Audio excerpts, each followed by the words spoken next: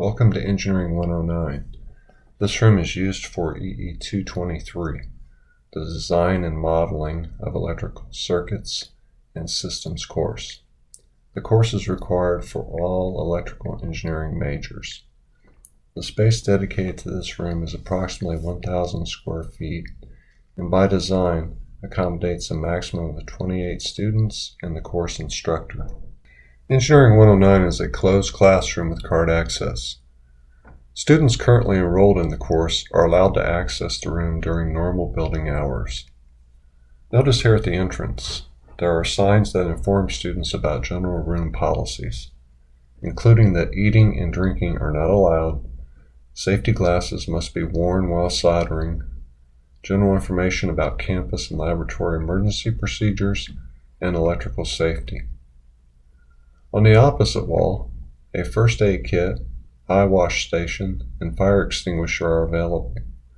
The Office of Environmental Health and Safety and the ECE lab manager checks and certifies the safety equipment on a regular schedule. You may ask, what are the expected outcomes for EE 223 students? Well, upon successful completion of the course, it is expected that students will understand how to apply knowledge in mathematics and science to create functional analog and digital electrical circuits.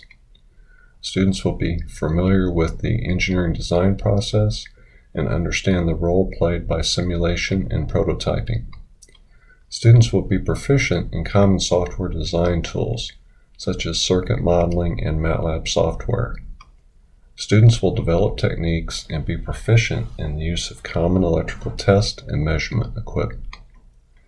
This course specifically addresses ABET Outcome 6, which says an ability to develop and conduct appropriate experimentation, analyze and interpret data, and use engineering judgment to draw conclusions. As an example, during Lecture 12, students must derive equations for frequency response of an active low-pass and active high-pass filter. Students then construct circuits and use function generator and oscilloscope to determine the cutoff frequencies of these filters. The students are then expected to discuss and comment on the differences in their measured and computed values. The course instructor presents concepts and information here at the front of the room using the lectern and projectors. Following the lecture, student work is carried out at the 28 workstations or at one of the 6 soldering stations located in the back of the room. Each student workstation is equipped with a computer, and each computer is loaded with Multisim Circuit CAD software used for circuit design and simulation, and MATLAB Simulink used for system modeling and general computations.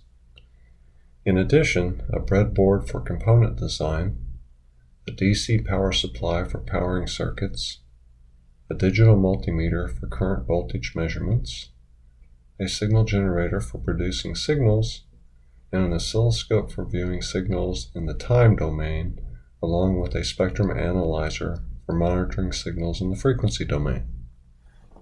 In summary, the course material, equipment provided in the classroom, and assignments allow students to learn about the engineering design process, proper use of laboratory equipment and safety, analog digital circuitry, system prototyping and debugging, and several software packages used in system design, such as MATLAB, Simulink, and Multisim.